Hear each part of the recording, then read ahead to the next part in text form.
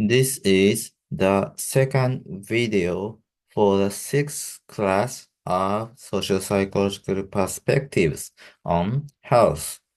In the first video, I talked about the explanation that social identity approach provide regarding the link between social status and health.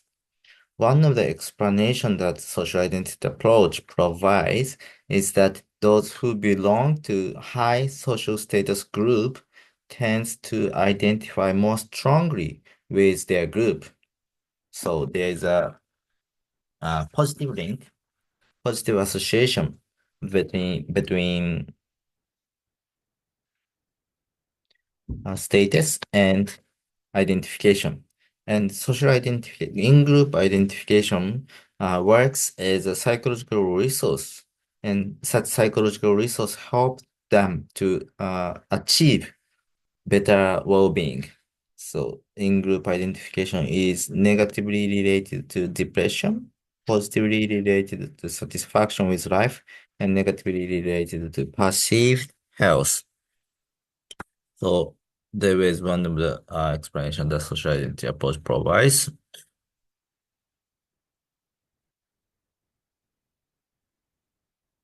And up to this point, I was talking that social status, low social status is related to poor health.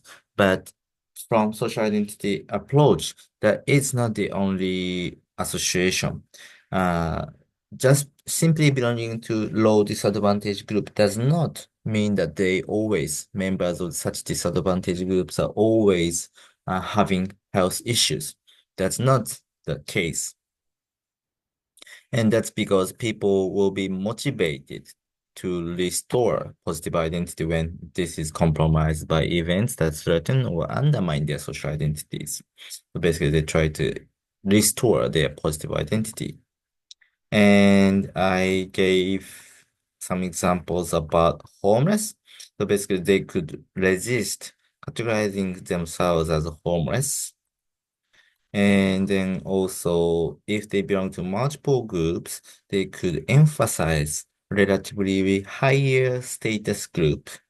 They emphasize their identification with relatively higher status group so that the impact of membership in a low status group would be reduced.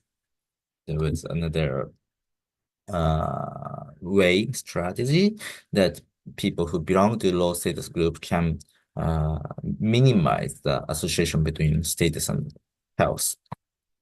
And here is another explanation. Leaving disadvantaged groups.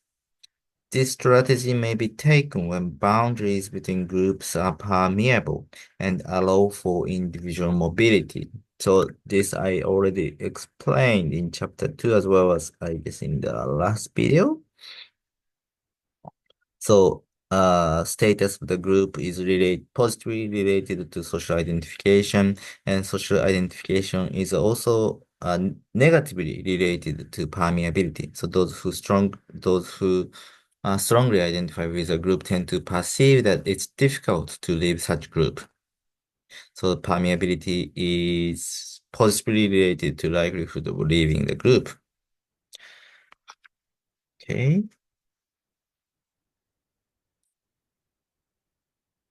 So permeability refers to the easiness that an individual can join or leave a group. So think of these examples, ethnic groups and a hobby club. So which group may has higher permeability? Yes, that is a hobby group. Basically, people can easily join or leave a hobby group, depending on how they like it or not.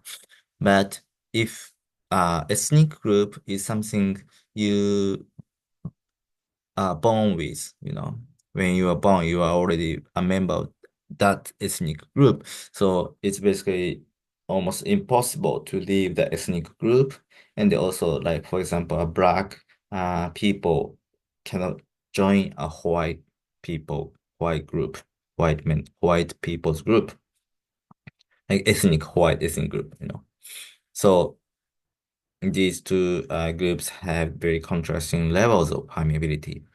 And this is directly related to hypothesis 5, which I mentioned in chapter 2, I guess. The mobility hypothesis.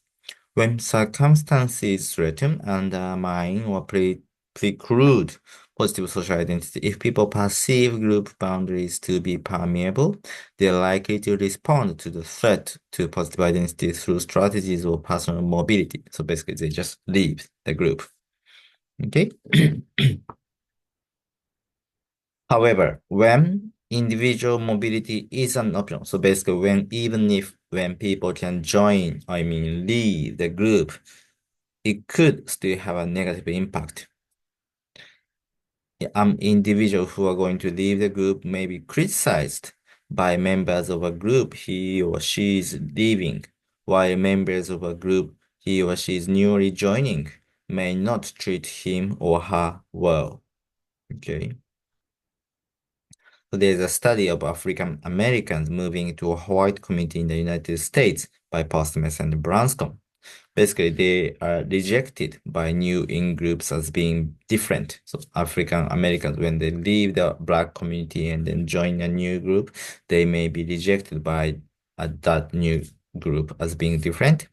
And also they will be rejected by former in-group as being deserters or traitors. Okay, you guys left us, so you uh betrayed us like that. So that Black African Americans, in order to be accepted, minority members like African Americans feel that they have to cut their contact with a former group and thus lose social support. So in order to be accepted by a new group, they feel that they have to cut their contacts with members of their former group. And by cutting the contact, they would lose not only the former group membership, but also the social support that they used to get from that group. So there's a trade-off of a gain of social status and then loss of social support. So by joining a new group, basically they can gain a higher social status. However, because they are not well supported by new in-group members, nor by former group members, so they will lose social support. And if the impact of losing social support is bigger, even if they gain a higher social status, their health will go down. Okay. So there's a famous song, I'm an Alien, I'm an Englishman in New York by Sting. Basically, the man in the song is an Englishman and he moved to New York. And then, you might think that, well, both countries speak English and then maybe they share some similarities, like in terms of cultures. However, because in order to be accepted as a New Yorker, he has to lose his identity as an Englishman, and he may also feel that he have to cut his contacts that he had uh, in England. And then he would lose social support. But in New York, he may still be perceived as an Englishman, as an alien, so he cannot get that social support in New York. So basically, the song is basically singing loneliness that this Englishman is feeling in New York. Okay. So yes, if someone belong to a low status group, leaving that group is an option, could be an option, but leaving a group comes with a trade-off of getting higher status but losing social support. Okay. So that explanation was about when leaving group is possible, but when leaving a group is impossible. So if you basically belong to impermeable low status group, does it mean you have low well-being? The answer is no. Again, there is several strategies that individuals could take even if they belong to impermeable low status group. So if people share a strong sense of social identity with one another, they are likely to provide social support each other. And then this is, I have explained with animal studies. So basically, although you raise the social rank within a group, if those who if those who have low social status, social ranks, even if they have lower social ranks in a group, if they have social support, the impact that they would have on the impact on the stress would be reduced because of the social support they have. So that's the case even for human beings, not only for monkeys and animals, but that is true for human beings. Yeah.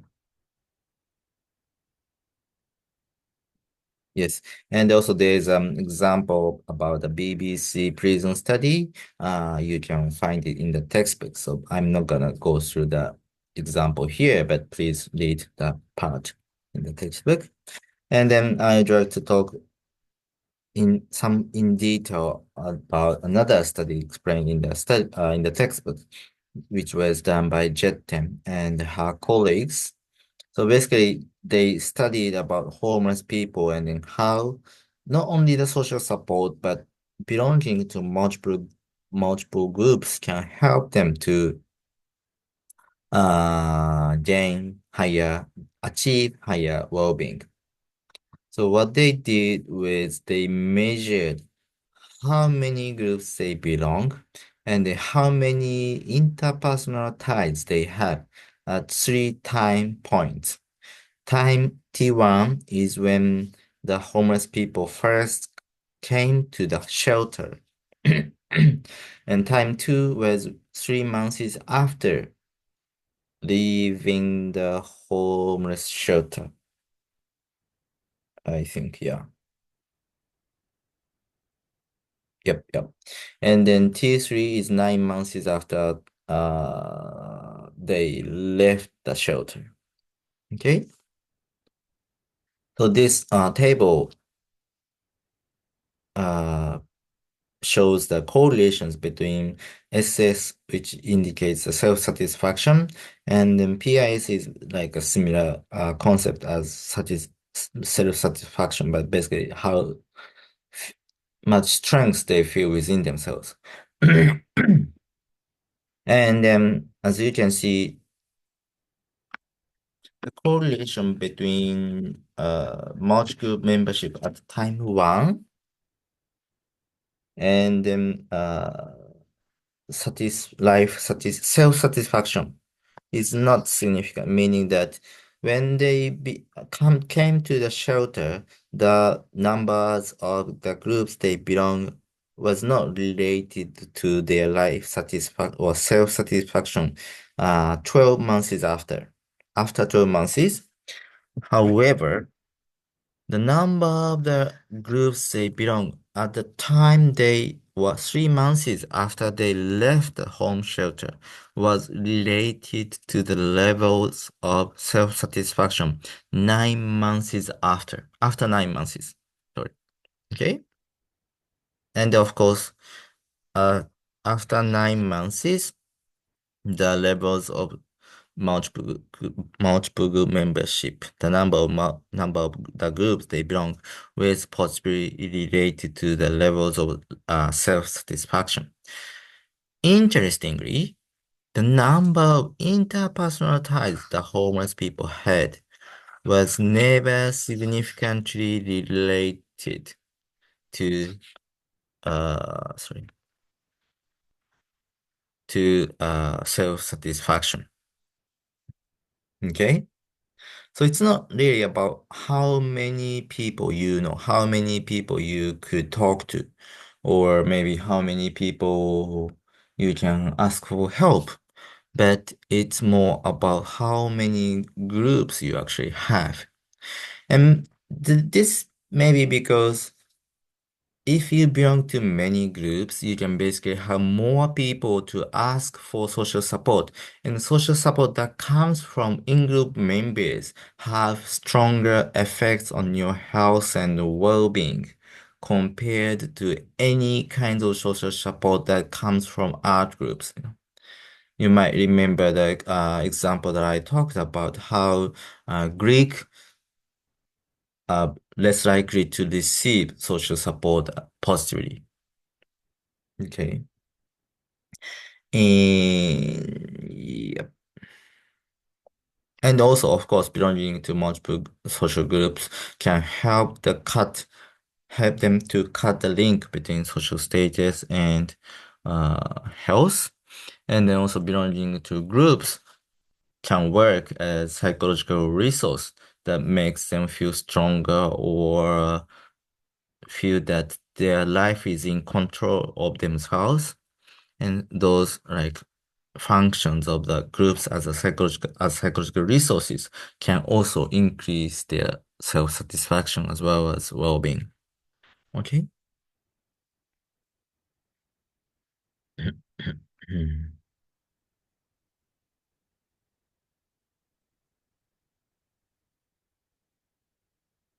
And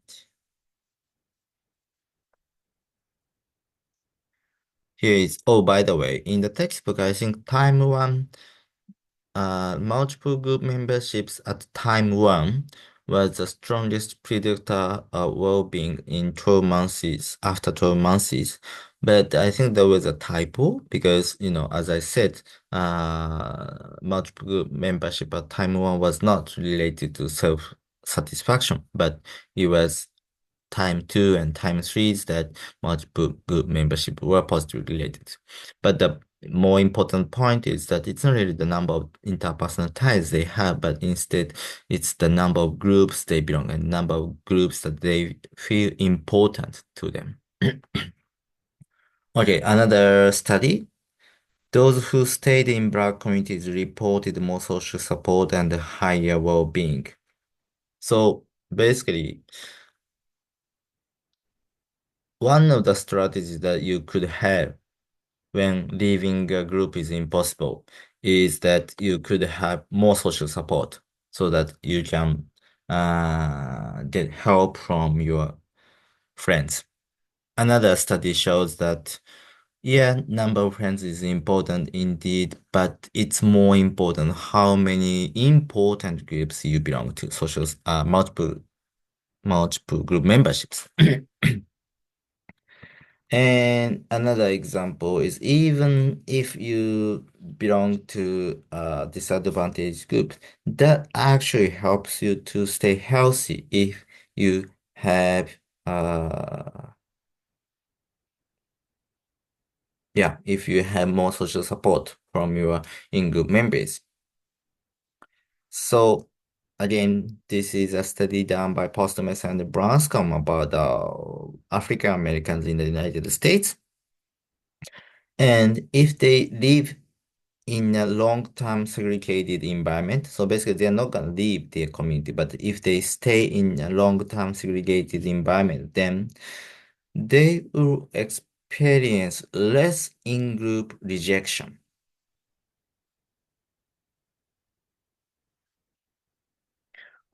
So that there's a negative association between the levels of segregation and in-group rejection. The more the community is segregated by the races, then they are less likely to be rejected by their in-group members. Okay? And if they are less likely to rejected by their in-group members, they are more likely to feel attachment to other Black people. So the less they feel rejected by their in-group members, the more they feel attachment to their in-group members. And the more they feel attachment to their group members, they feel higher personal esteem as well as the higher collective self-esteem. So basically, they feel good about themselves as well as they feel good about their group. Okay. And also, there is a positive association between segregate the level of segregation and out-group rejection. So basically, if the two racial groups are separated, if two racial groups live separately, then black people are more likely to be rejected by white people, right? And such out-group rejection actually help black people to feel strong attachment to their own group, other group black people. And again, such attachment to other black people will help them to feel good about themselves and their group.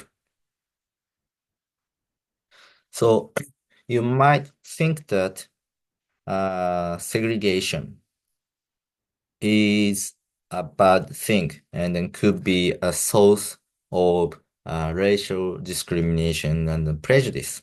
But the authors of this study, Postmes and Branscombe, argues that the improvement in intergroup relations should not be at the expense of intragroup relations.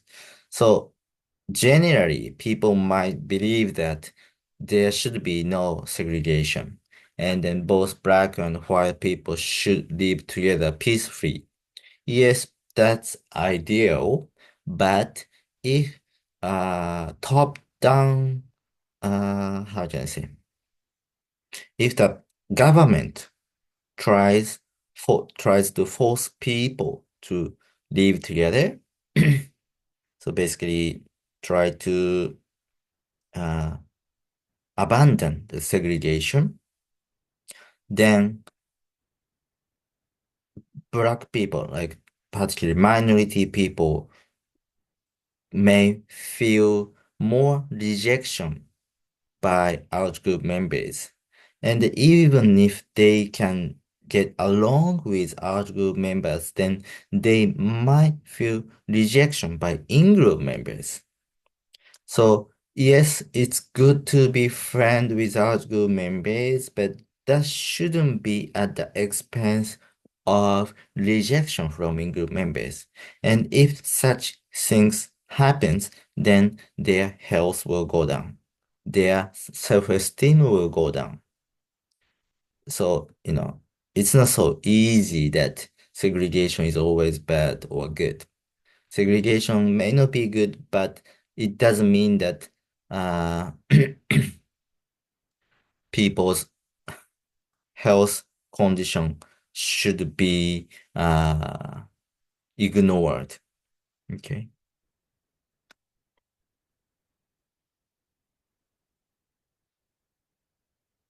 So social identification is beneficial for well-being even in disadvantaged groups. So again, there's I think another study showing the paradox of community deprivation. The community identity can provide resources to cope with the daily challenges and stresses, but the stigmatization of disadvantage itself can undermine this resource by reducing collective support and cooperation, as well as inhibiting engagement with external services and other inhibiting engagement with external services and other communities. So this is kind of traditional view of belonging to a disadvantaged groups. However, bonding identities buffer the relationship between perceived disadvantage and low self-esteem. So as I said, belonging to a passive disadvantaged group is related to low self-esteem, and that's because passive disadvantage is related to lack of control. So they feel more barrier to access the external services and other communities. And because they don't feel that they have control in their life, they feel less or lower self-esteem. But this is not always the case if they have bonding identities. So if you don't remember what's if you don't understand what is bonding identities, you may want to go back to check what bonding capital means, as well as what was a common bond group. So common bond group is basically a group that people have a lot of interactions among in-group members. And in this particular study, bonding identities refers to the self-definition involving others or groups. So if you are asked to define yourself, you may say, well, I'm a friend of somebody, or I am a student of Hitotsubashi. This is a bonding identities. Instead of if you are asked to define yourself, like I'm tall person or I'm a kind person, I'm warm person, this is not the bonding identity. Bonding identity is something that uh, defining oneself using others or the groups. And those who marked these as most important, those who marked these bonding identities as most important were classified as bonded self-concept individuals. Okay. And these bonding identities increase self-efficacy. So basically, they feel that they have more control in their life. And interestingly, feeling supported was not related to these bonding identities and cut the link between barriers associated with perceived disadvantage barriers to the external services and like community or like more like national support and self-efficacy. So basically, even if they feel perceived disadvantage, if they have bonding identities, then they do not feel lack of control and thus they don't feel low self-esteem. Okay.